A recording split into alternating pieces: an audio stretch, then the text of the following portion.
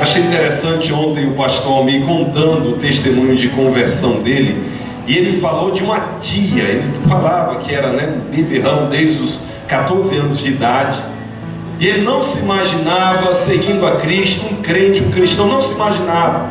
E ele disse que tinha uma tia dele que recebeu a Cristo, e essa tia então, naquela alegria, naquele fervor, ela insistentemente dizendo: Almir, Deus tem um plano na sua vida. Almir, se volte para Cristo. Almir, largue essa sua vida. Almir, Deus pode fazer grandes coisas em você, através de você. E ele disse: irmãos, aquilo me incomodava, a maneira dela falar, o jeito dela, a insistência, o testemunho, a transformação que houve na vida dela, e ela compartilhando. Irmãos, algumas pessoas vão ser realmente diferentes, mas isso não nos exclui. E eu penso que uma igreja ela é muito diferente quando ela é uma igreja que evangeliza. Essa igreja ela tem paixão pelas almas. Essa igreja se associa com Jesus, porque o Senhor Jesus, em primeiro lugar, a gente vê em Cristo uma paixão pela glória de Deus, e em segundo lugar, uma paixão pelas almas, amando almas, ficando noites sem dormir em oração, às vezes buscando um lugar separado para descanso, porque as multidões comprimiam, e as multidões estavam lá, e a Escritura nos diz que o Senhor então, cheio de compaixão, ministrava, falava, anunciava, novamente proclamava. Havia uma paixão, ele se contorcia, as suas entranhas se contorcia quando ele via as pessoas como ovelhas perdidas sem pastor. Amar almas, proclamar, ser uma igreja que proclama e associar-se com Jesus em uma paixão que ele tinha. Enquanto que apóstolos e profetas, é a nossa compreensão, que ficou realmente restrito ao período do Novo Testamento, evangelistas, pastores, mestres e outros dons, não, e eu e você temos que estar engajados nessas coisas. Agora, além disso, irmãos, ele diz pastores e mestres.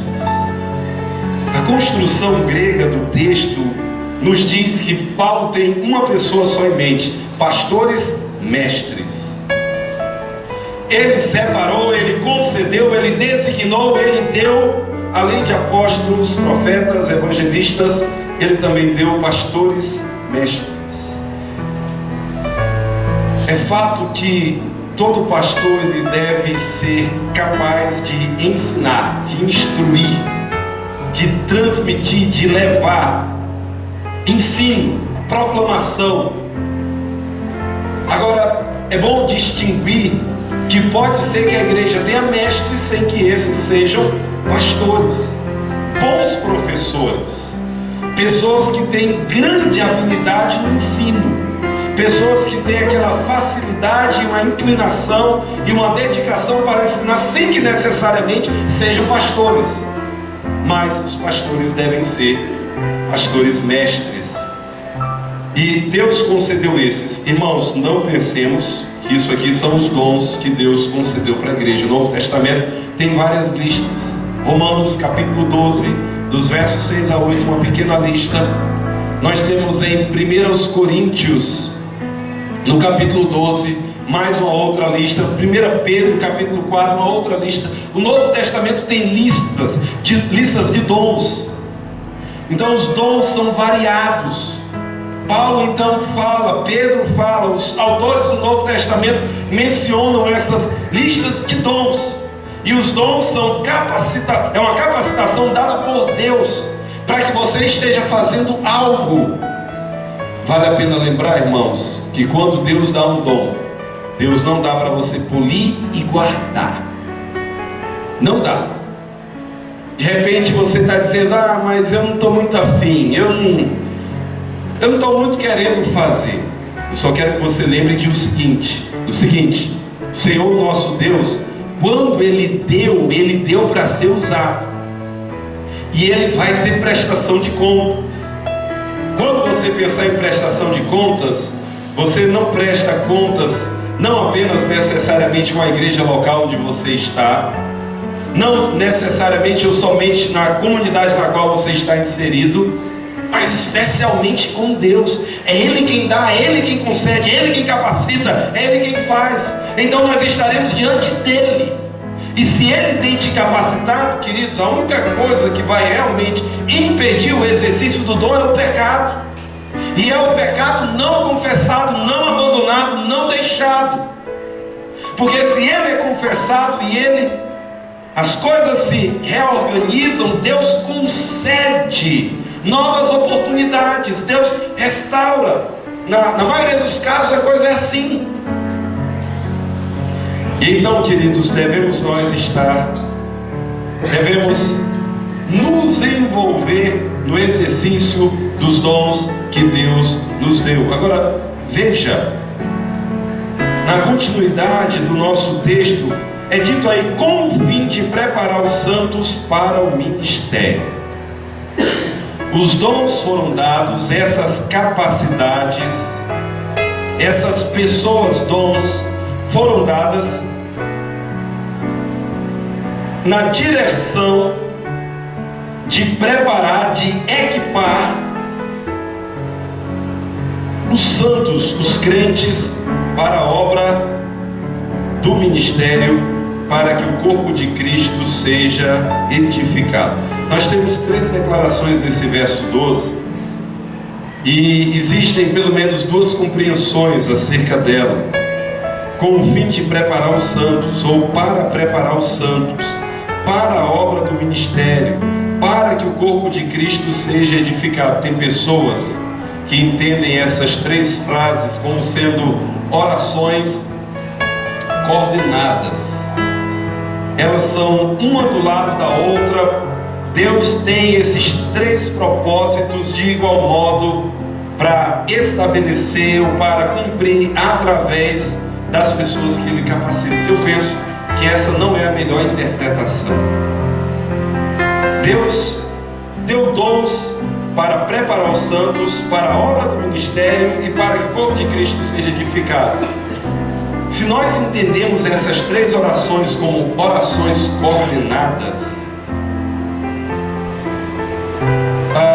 nós vamos entender a coisa da seguinte maneira: Deus deu dons, deu pessoas como dons, para que eles equipem os santos, para que eles realizem a obra do ministério e para que eles edifiquem o corpo de Cristo. É melhor entender essas orações como sendo subordinadas. Como assim? Deus deu pessoas como dons para preparar os santos, para equipá-los, para que eles recebam um treinamento e eles mesmos possam ser reprodutivos. Aí, uma vez que eles são equipados, eles realizam a obra do ministério. E aí todos juntos edificam o corpo de Cristo. Me parece que essa é uma interpretação muito mais harmoniosa com todo que está sendo dito aqui em Efésios 4, do 1 até o 16. É um corpo, são pessoas, não são apenas alguns recebendo, olhando, alguns fazendo, recebendo, sendo nutrido, engordando, se fortalecendo e olhando e... Não. A ideia é que são pessoas, receberam de Deus, capacitadas por Deus, elas são fortalecidas. Essas pessoas, elas mesmas, elas vão estar realizando a obra, elas vão estar ensinando, cantando, pregando, limpando, arrumando, ajudando, edificando, exortando, animando. Elas vão estar se envolvendo dentro daquelas capacidades que Deus deu, e elas vão estar conjuntamente com os demais realizando a obra. Irmãos, o resultado é que a igreja de Deus, ela vai ser edificada para que o corpo de Cristo seja edificado.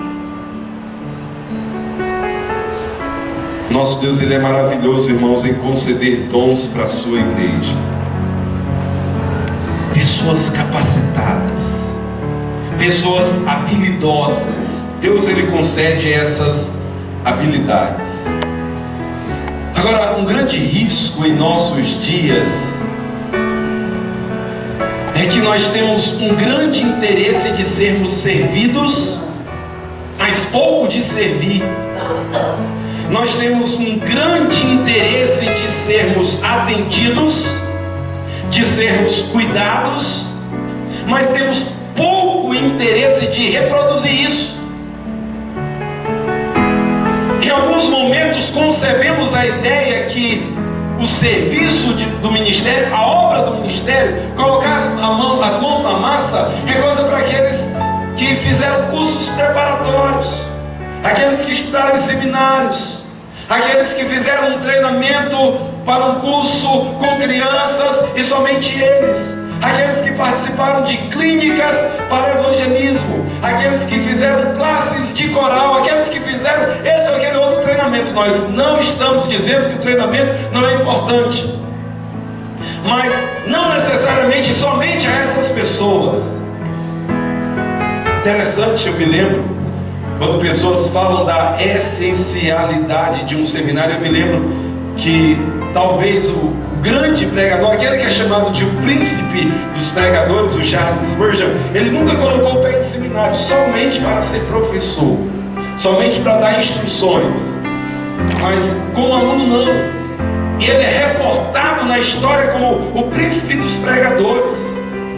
Ele não ficou esperando um treinamento formal, ele não ficou esperando que as coisas acontecessem somente assim. Ele viu as habilidades, ele percebeu as habilidades, e ele era essa pessoa que colocava a mão na massa. Irmãos, muitas vezes é isso que falta para nós. Estamos acomodados, estamos com outras prioridades, estamos focados não na maturidade, estamos focados em interesses apenas pessoais e muitas vezes interesses distintos daquilo que é o interesse de Cristo.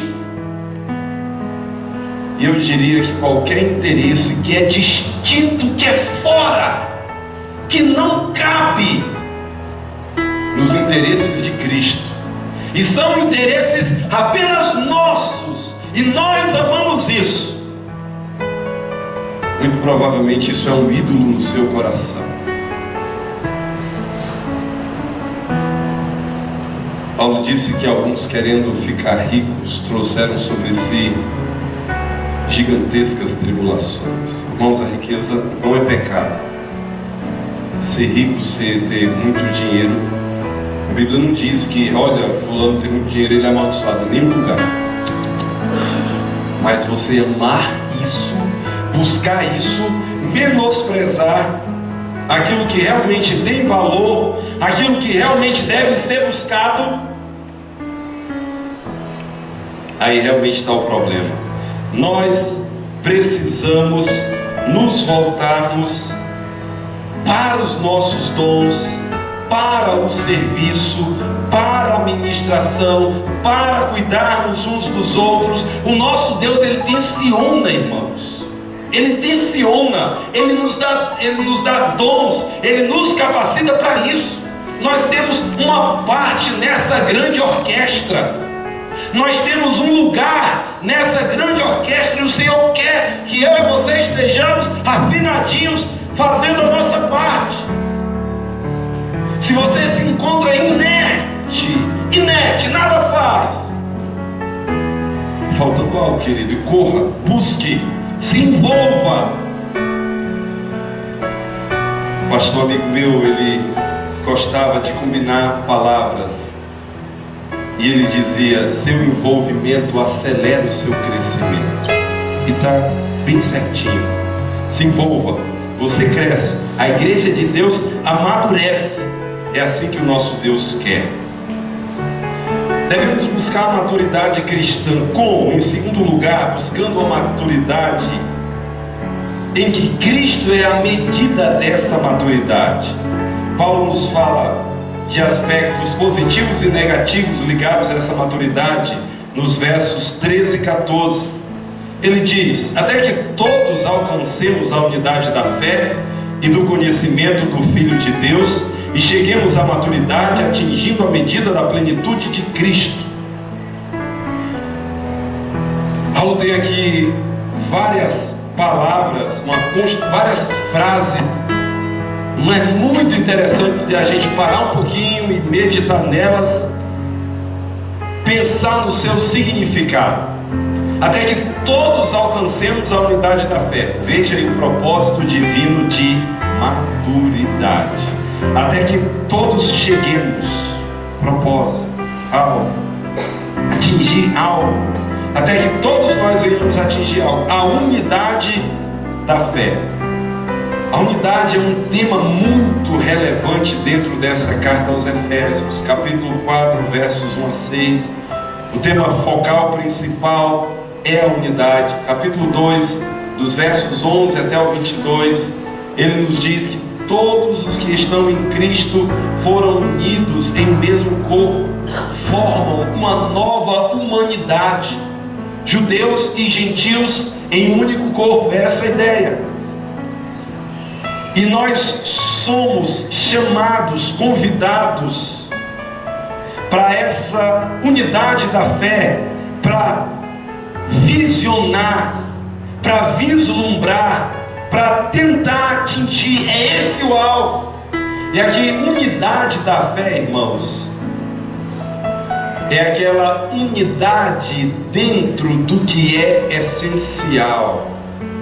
Nós pensamos que a unidade, não necessariamente, até que todos cheguemos à unidade da nossa confiança em Cristo, porque a palavra fé significa, na maioria das vezes, confiança, colocar a confiança, crer.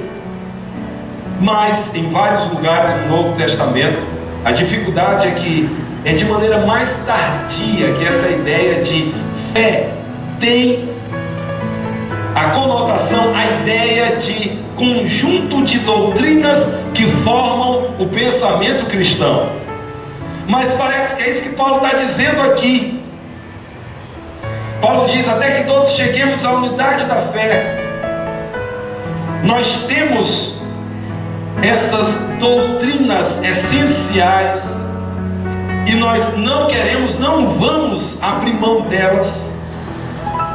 O problema é que nem todos estamos de acordo quais são as doutrinas essenciais. No começo do século passado, um grupo que ficou conhecido como fundamentalistas, eles estavam lutando contra um pessoal que foi lá para a Europa, e eles voltaram dizendo o seguinte: olha, a Bíblia não é palavra de Deus, ela não foi inspirada, ela é produto da religião judaica, ela é um livro como outro qualquer. Eles voltaram com essas ideias e eles se achavam muito nobres. Eles voltaram dizendo o seguinte: olha, milagres já está provado pela ciência, não existem. Me mostre alguém andando sobre as águas, me mostre um morto sendo ressuscitado, me mostre essas coisas acontecendo em nossos dias. Eles estão dizendo o seguinte: isso aí, os judeus, os discípulos, eles desejaram, talvez eles queriam muito, registraram essas coisas. Não, mas isso não pode acontecer. Jesus ressuscitar, não. Os discípulos desejavam muito. Irmãos, um grande movimento ficou conhecido como fundamentalistas. Eles escreveram os fundamentos. E eles disseram: olha, Cristo, ele teve um nascimento virginal, ele nasceu de uma virgem, não foi o resultado de uma relação entre um homem e uma mulher, ele teve uma morte substitutiva, ele morreu no lugar de pecadores, ele teve uma ressurreição corpórea e uma ressurreição para nunca mais voltar aos mortos. Ele é a primícia, as primícias da ressurreição. Lázaro foi ressuscitado e morreu, Jesus não. A Bíblia, ela foi inspirada. A Bíblia, devidamente interpretada, ela não contém erros. Eles queriam interpretar a Bíblia como um livro científico. E quando eles pegavam declarações, como por exemplo, dizendo que o sol nasce ou o sol se põe, eles dizem: está vendo? Tem erro. Aí eles disseram: querido, você está interpretando de maneira errada. Os autores bíblicos, eles não quiseram, eles não desejavam ter um tratado científico. Na verdade, eles tinham as suas declarações fenomenológicas. Eles falavam do fenômeno como eles viam. Nós sabemos, o sol está parado. Mas como é que a gente vê o sol?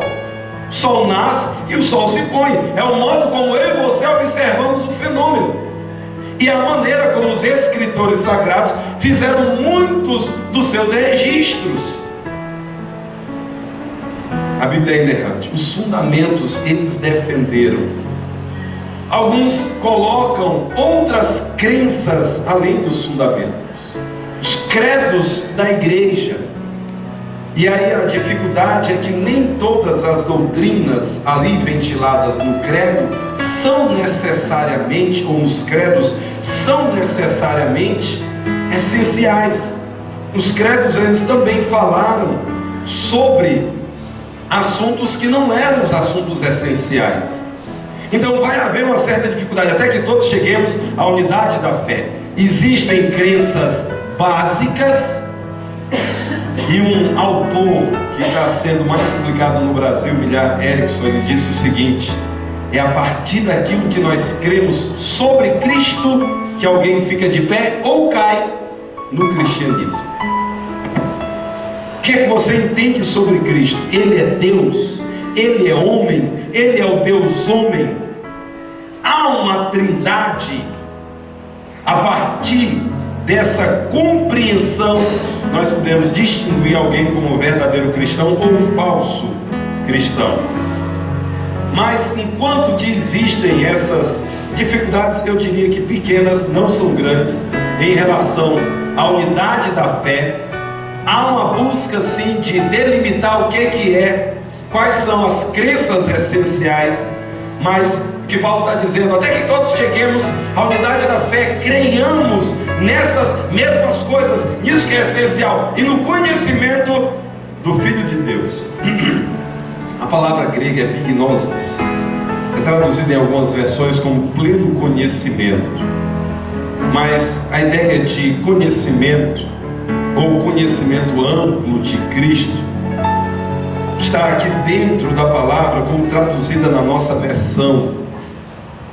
Ele diz, até que todos alcancemos, cheguemos, venhamos a atingir a unidade da fé e do conhecimento do Filho de Deus. Um outro alvo a ser atingido nesse nosso caminho rumo à maturidade é esse conhecimento do Filho de Deus. Irmãos, isso nós já conhecemos em parte e conheceremos ainda muito mais. Paulo disse lá em 1 Coríntios capítulo 13 que ele conhece, mas ele sabe que vai chegar um momento que vai conhecer mais. Vai ter algo que é mais amplo, vai ter algo que vai além. Nós lidamos com isso, unidade na fé e no pleno conhecimento do Filho de Deus. E cheguemos à maturidade. A maturidade é o período de maturidade. Tudo que tem vida normalmente nasce, cresce, amadurece, envelhece e morre. Seja uma árvore, seja uma pessoa, seja um animal, se tem vida, nasce, cresce, amadurece, envelhece e morre. É esse mais ou menos o processo da vida. E a ideia aqui é que nós sejamos maduros, completos. Não é a ideia de perfeito, sem erro, aperfeiçoado, não. A Escritura não traz uma defesa disso, mas é de alguém realmente maduro, é alguém completo, é alguém que não tem um gancho para ser pego, é alguém que não tem uma deficiência em que essa pessoa vai ser facilmente atingida nessa deficiência, até que todos venhamos a atingir a maturidade, atingindo a medida da plenitude de Cristo. Paulo nos fala de palavras que realmente nos fazem pensar no nosso cristianismo como Cristo sendo a nossa ampla medida. Final do verso 13: atingindo a medida da plenitude de Cristo.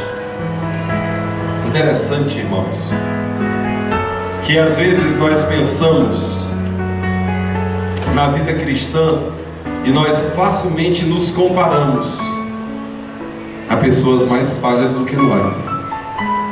Facilmente nós nos comparamos. Ah não, mas olha, mas o fulano de tal também faz assim. Ah não, mas o Beltrano ele também diz assim. Não, mas aquele irmão, eles têm o costume de fazer desse modo. Mas muito facilmente nós pegamos exemplo nivelando por baixo. Irmãos, isso só revela a nossa pouca maturidade. O nosso grande exemplo é Cristo. Paulo disse lá em Gálatas capítulo 2: não vivo mais eu, mas Cristo vive em mim, e esse viver que agora vivo na carne, vivo pela fé no Filho de Deus que me amou e se entregou por mim. Então Paulo dizia: vivo não mais eu. O modelo, o padrão, o nível, a maturidade, o estilo de vida que era almejado, alvejado, desejado por Paulo era ninguém menos do que Cristo. E ele dizia: Cristo vive em mim.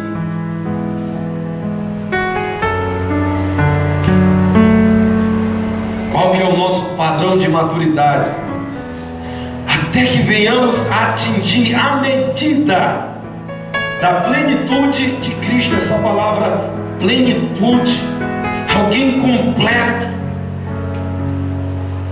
Até que venhamos a atingir a medida em que Cristo é a medida plena.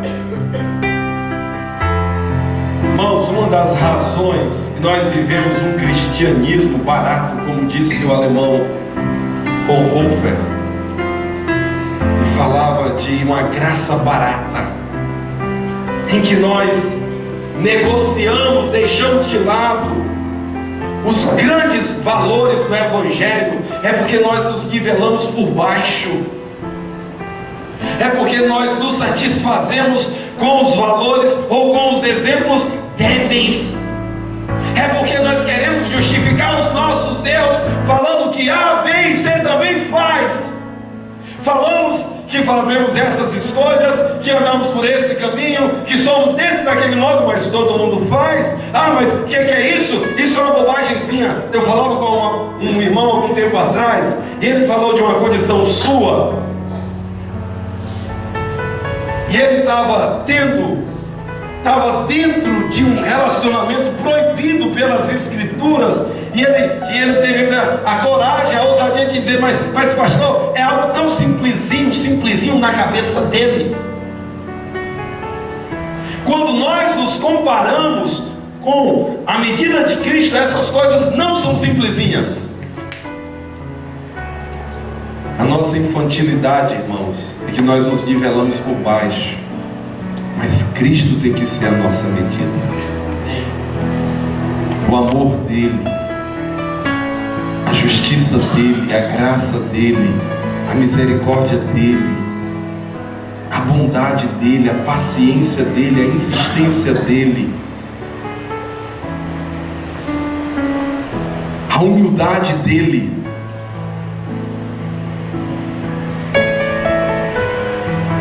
Quantas vezes Jesus tinha que repreender seus discípulos porque eles estavam dizendo asneiras. Jesus nunca quis afastá-los de si por causa disso. Paciente, longânimo. Cristo é a nossa medida, irmãos. A prevenção vem conforme está escrito no versículo seguinte: o propósito é que não sejamos mais como crianças. Veja, Paulo está contrastando o homem maduro com a criança. Nosso alvo é chegar à maturidade, atingir a medida da plenitude de Cristo. O propósito é que não sejamos mais como crianças. Como é que é a criança? Aí ele diz: levado de um lado para o outro pelas ondas. Então o menino, ele é levado, ele vai para lá, para cá, ele é alguém instável. Levados de um lado para o outro pelas ondas, nem jogados para cá e para lá por todo vento de doutrina e pela astúcia e esperteza de homens que induzem ao erro. Propósito, o alvo, é que nós não sejamos mais como crianças levados para cá, para lá. Passa um vento, vai atrás. E aparece uma outra ideia, um outro fetiche, vai atrás. A criança, ela tem essa facilidade, ela não distingue todas as coisas. Ela se guia muito por aquilo que ela vê. Se ela vê alguém errando, ela tem muita facilidade de errar. Então é necessário nós percebermos que nós podemos ser na vida cristã como homens maduros ou como meninos levados de um lado para o outro. E aqui, irmãos, me impressiona, Paulo fala de vento de doutrina. Me impressiona a superficialidade de conhecimento da igreja dos nossos dias. Impressionante. A palavra doutrina, ela é uma palavra estigmatizada. Ela é uma palavra que, nossa, parece que ela já soa pesado, indigesta, indesejável. Mas, queridos, nós somos o que nós cremos. Se uma mulher achar que a grande maneira de viver a vida é ser uma prostituta, ela vai ser uma prostituta. Esse pessoal rico, quando eles contratam uma prostituta, eles pagam muita grana, não sei quantos mil. E aí de repente, mulheres ficam sabendo: nossa, tantos mil por uma noite, rapaz. 4 noites no mês dá dinheiro para eu viajar o mês todo para a Europa, fazer o que eu quiser, lá ninguém me conhece. Opa, é nesse barco que eu vou enveredar. É nesse caminho, é por esse caminho para onde eu vou. Nós somos aquilo que nós acreditamos. Irmãos, se nós conhecemos pouco a doutrina, em vez de homem maduro, eu e você vamos ser como meninos. Aí você escuta na internet alguém dizendo alguma coisa que aparentemente é legal. Eu fico impressionado com pessoas, com gente que diz: não, mas ele estava com a Bíblia na mão. Se você for conversar com o testemunho de Jeová, ele está com a Bíblia na mão. Se você for conversar com o mormon, ele está com a Bíblia na mão. Se você for conversar com esses adeptos de seitas, eles vão estar com a Bíblia na mão. Isso não quer dizer que ele tenha sã doutrina. Isso não quer dizer que ele seja um servo de Deus, uma serva de Deus, que ali tem a palavra de Deus. Não. Conhecimento, para que nós não sejamos levados por todo o vento de doutrina.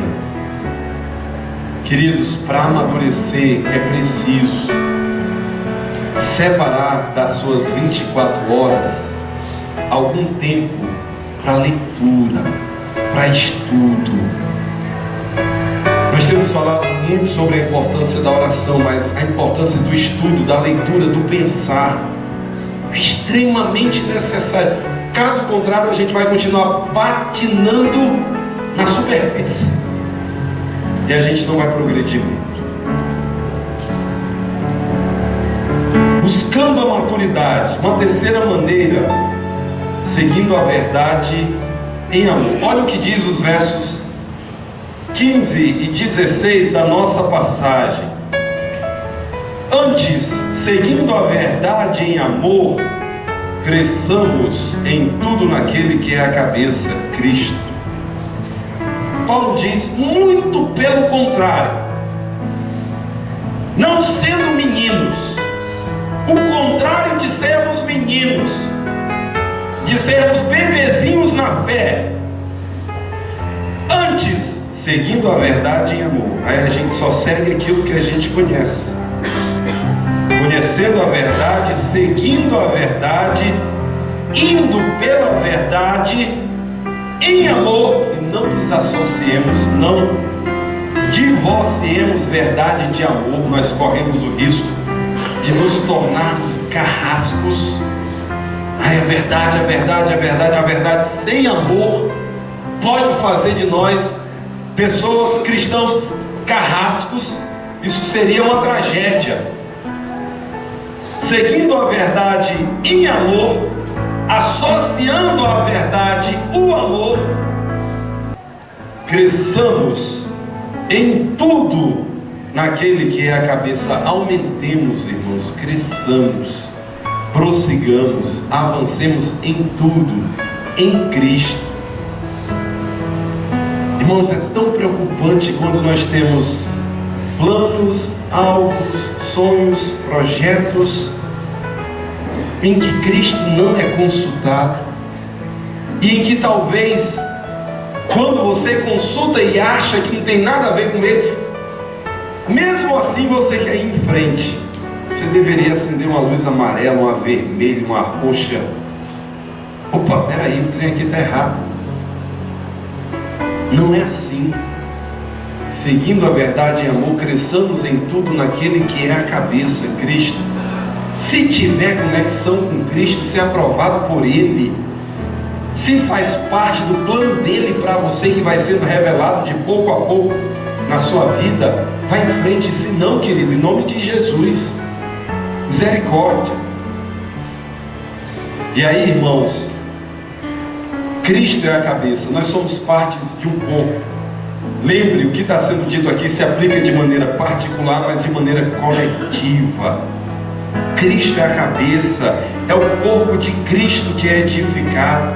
Somos parte desse corpo, crescemos nesse corpo, somos alimentados nesse corpo.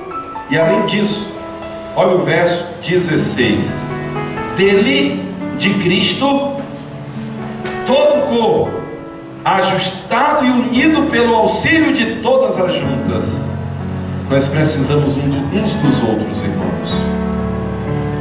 Não tem por onde correr. Lá em 1 Coríntios, Paulo diz: não é todo mundo olho, não é todo mundo ouvido, não é todo mundo boca, não é todo mundo pé. Não. A ilustração do corpo, ela ganha uma notoriedade ainda maior e nos faz perceber a nossa necessidade de uns para com os outros. Precisamos uns dos outros. Esse corpo, ele tem, nos diz Paulo, juntas, e é necessário o ajuste, a união, o auxílio de todas as juntas. Quando isso acontece, esse corpo cresce, ele aumenta e ele edifica-se a si mesmo em amor.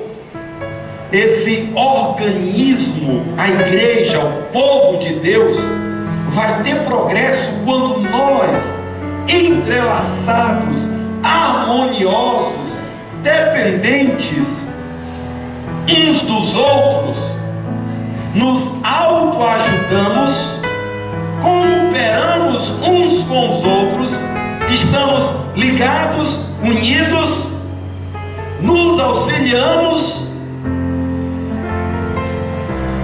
crescemos e nos edificamos a nós mesmos em amor. Olha a última frase: na medida em que cada parte realiza a sua função. Será que eu e você podemos ficar parados na obra de Deus, irmãos? Nós não podemos. Uma orquestra, se o pianista, se o violinista, se o flautim, como é bem conhecida a história do flautim, um instrumento quase que inexpressivo, se ele parar, a orquestra não vai bem. O Supremo Maestro ouve, sabe, percebe. Nós precisamos, irmãos, seguir a verdade em amor, seguir a verdade nessa unidade, nessa dependência, nesse auto-auxílio, entrelaçados. Foi assim que o nosso Deus projetou. Se você imagina a igreja como um grupo de pessoas fazendo e você está lá na plateia, eu estou assistindo, é legal, é bonito. Não é essa a ideia, irmãos. A igreja é corpo, nós somos membros, nós estamos entrelaçados, nós temos capacidades. O Senhor nos deu, Ele nos deu habilidades, Ele nos quer servindo. Ele tem cláusulas de advertência dizendo que quem não servir vai prestar contas com Ele. Ele está dizendo que o nosso serviço edifica, faz a coisa crescer. Nós amadurecemos quando nos entrelaçamos e servimos com aquela capacidade que o nosso Deus nos deu. Deixamos os ventos de doutrina, as bobagens, as artimanhas de homens do mal, habilidosos para conduzir para o mal. Seguimos a verdade em amor, crescendo em tudo naquele que é a cabeça, Cristo. É assim que a maturidade acontece. O que dá o seu alcance para começar a trilhar esse caminho de maturidade? Cristo já veio na sua vida, amém, amém. É o primeiro e crucial passo. Mas aí, querido, saiba, é o propósito de Paulo. Ele queria que as igrejas soubessem, que nós soubéssemos. Temos dons, temos capacitações. Você foi habilitado, você recebeu habilidade. Se envolva, pratique, realize, invista na vida de outras pessoas. Se envolva, gaste seu tempo, que foi dito aqui desde o início do culto hoje. Sejamos juntos, nos fortalecendo, nos envolvendo. Deixemos as ideiazinhas erradas e as terríveis ideias erradas. Tenhamos Cristo como a nossa medida de maturidade. Sigamos a verdade em amor.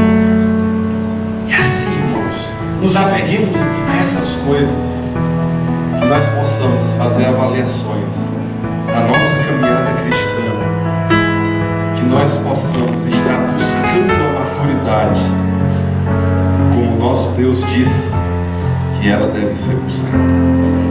Que o nosso Deus se agrade, que na sua misericórdia e graça nos conceder essas coisas, e que nós sejamos um povo, uma igreja que amadurece em Cristo Jesus, nosso Senhor. Nosso Deus, obrigado pela tua palavra. Suplicamos, Deus, que o Senhor seja gracioso. Aqueles que estão entre nós, que ainda não se arrependeram dos seus pecados, não creram no Evangelho de todo o coração, meu Deus, traz a tua salvação, derrama teu Espírito Santo, faz aquilo, ó Deus, que os homens não conseguem. Senhor, meu Deus, eu te suplico, Pai, pela tua igreja, Pai, nos conduz à maturidade, faz de nós, ó Deus, servos, servas completos em Cristo.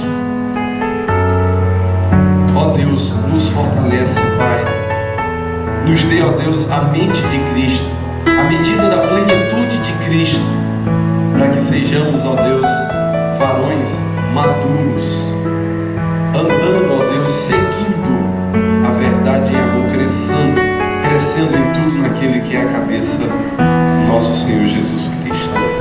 Obrigado, ó Deus, pela tua palavra. Faz essas coisas com a tua igreja, segundo a tua vontade.